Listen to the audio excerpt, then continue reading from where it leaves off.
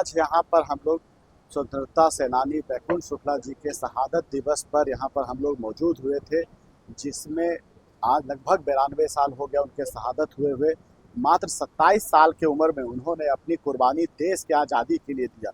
लेकिन इन लोग का जो पूरी गया की कमेटी है, उसका एक मांग है कि यहाँ के कारागार जो जेल है उसका नामकरण बैकुंठ शुक्ला जी के नाम पर किया जाए। तो ये मांग उचित भी है, और ख़ास करके जैसे आप पार्क में देख रहे हैं, इस पार्क में का नामांकन उनके नाम पर ऑलरेडी कर दिया गया है। तो बहुत सारे चीज़ें को लागू किया गया है, और भी आगे कुछ मांगे हैं जिससे कि इतिहास याद रखेगा, क्योंकि आने वाले जनरेशन्स में ये होना चाहिए कि किस तरह से हमें देश को आज़ादी मिली। आज़ादी हमको किस संघर्ष के साथ, कितने कुर्बानियों के बाद हम लोग को आज़ादी मिली है, वो हम लोग को सिखाता है। तो आने वाले जनरेशन्स को ये पता होना चाहिए इनके माध्यम से कि हम लोग आज़ादी को पाने के लिए कितना अपना खून पसीना दिए। मोदी जी कह रहे हैं कि तेल और जो भी सोना भूषण नहीं खरीदे।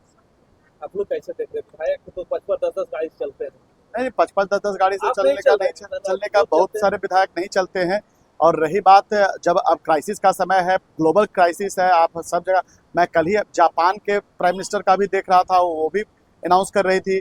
आप दूसरे थाईलैंड का भी देखिए, हर जगह ये क्राइसिस हो रहा है। और पूरे जब आपका क्रूड ऑयल बाहर से आता है, गल्फ कंट्रीज से आता है, तो स्वाभाविक रूप से वहाँ ईरान और अमेरिका का जो वार चल रहा है, तो उसमें जब नहीं आ पाएगा तो कोई विकल्प नहीं है, तो आपको कम करना ही पड़ेगा। इसके अलावा तो कोई विकल्प है नहीं, जब पूरी दुनिया इससे झेल रही है। और हम लोगों ने तो अभी तक बहुत अच्छे से अपना चलाया है।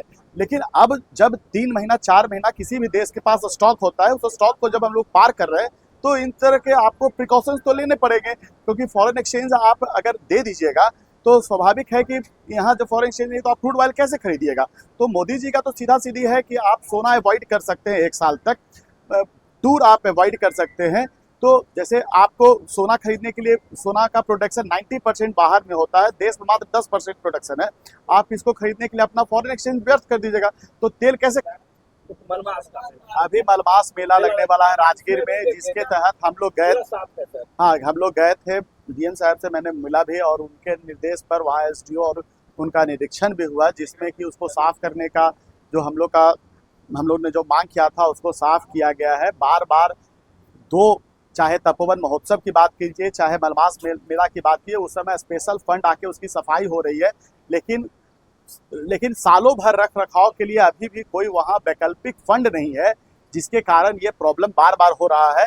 जिसके लिए मैंने पिछले सरकार कहे कि उसको नीतीश जी के जो मुख्यमंत्री काल में जो थे, उस समय हम लोगों ने पर्यटन मंत्री से मिलकर इसका ज्ञापन दिया था। लेकिन बीच में सरकार बदलने के कारण आप जब सम्राट जी नए मुख्यमंत्री बने हैं, तो इनके जो पर्यटन मंत्री से मैं मिलकर इसको एक विशेष फंड लाने का प्रयास कर रहा हूं, जिससे कि सालों भर इसको मेंटेन किया जा सके।